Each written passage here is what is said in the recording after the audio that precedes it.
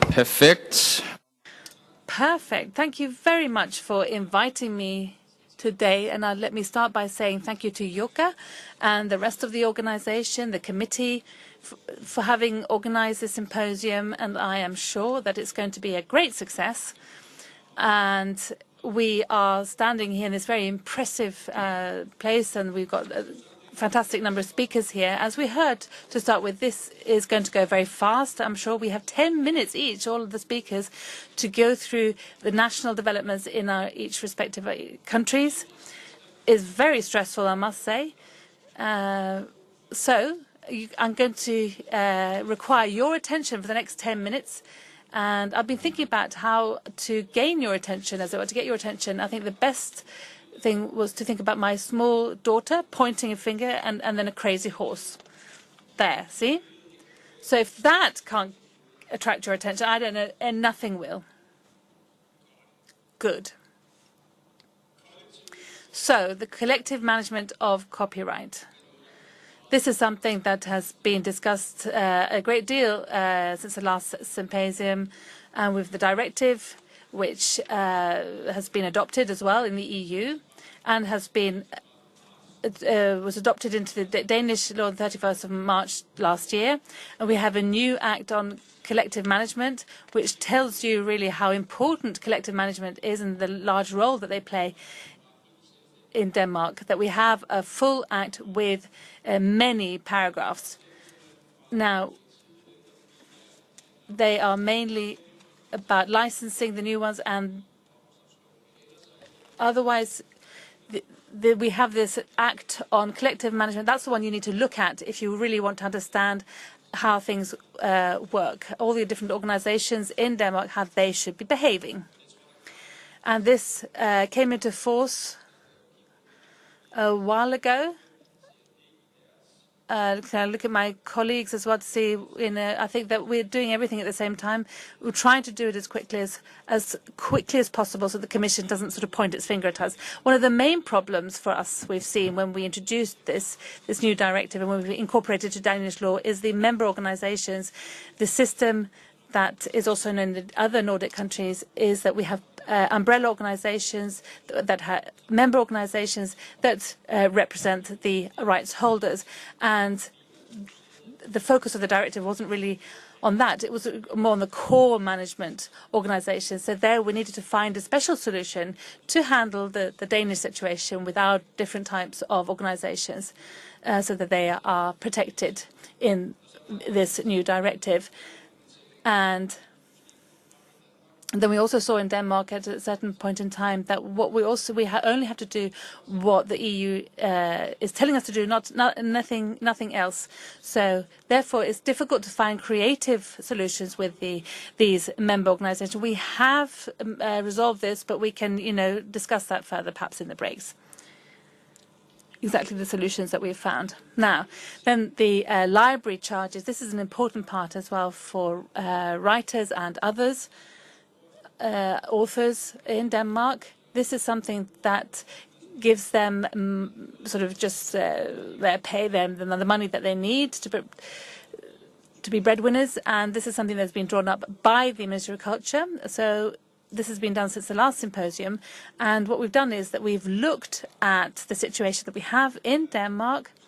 The current act on library charges is focused only on physical books and audio books, but with technological developments, we've seen everything going forward, that we see that net and e-books, etc., are becoming increasingly more important in libraries.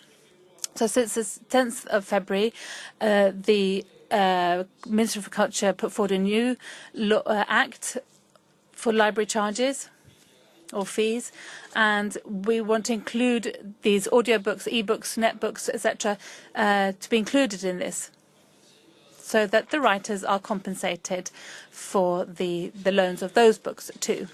So this has taken place and it's been adopted and is going to come into force on the 1st of January 2018. And then, so this is very important for what's also important for writers is also the lowest level. So how far do you have to come, as it were? So we had a level of 2,000 krona. Now it's been decreased to 1,250, which means that more writers are going to be included and covered by this act.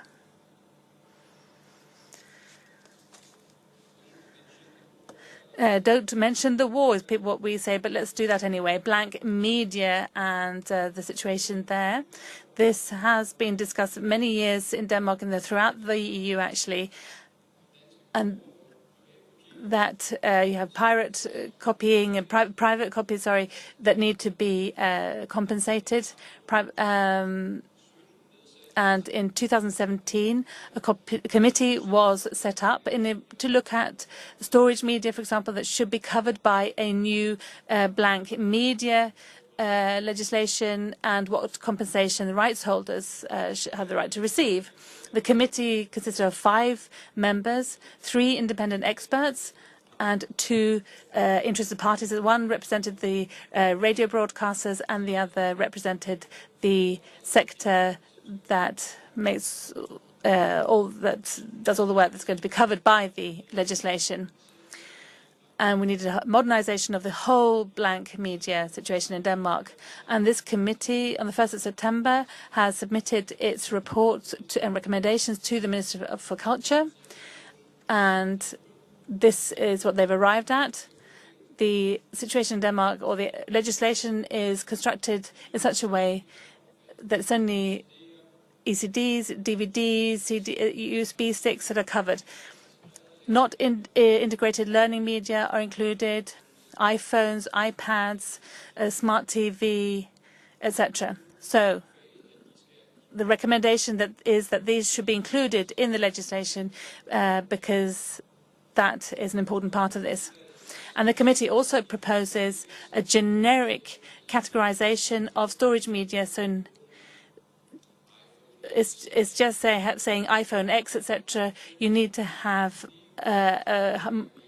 what we need instead is a generic categorization. So learning media in the home or mobile media, etc., to make it more technologically neutral.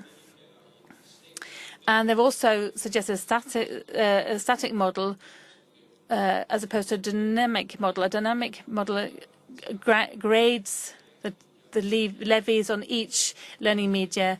So static is more sort of spreads it across all learning media. And so you have different types of storage media.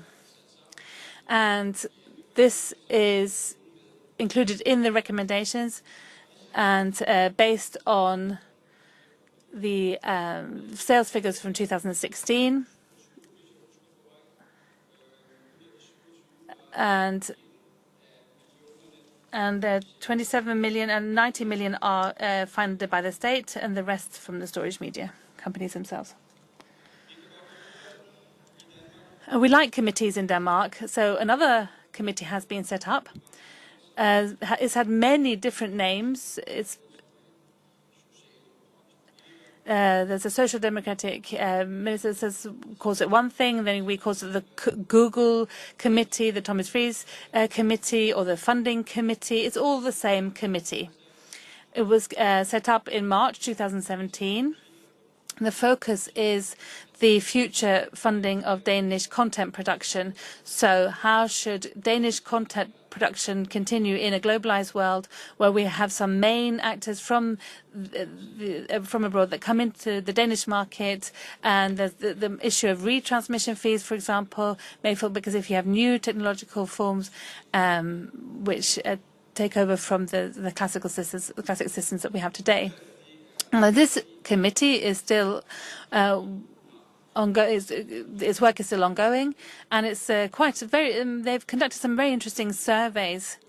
For example, here they're trying to look at the situation in Denmark more closely, more detail, and they're then going to come up with some concrete recommendations and proposals how we can continue to have high quality content in Denmark in the next few years.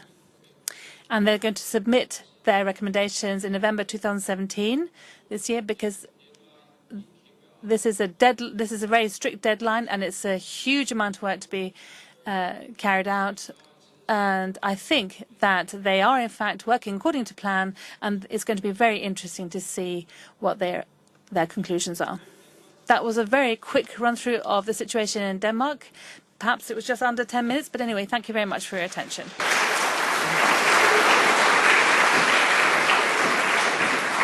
Ja, c'est très bien.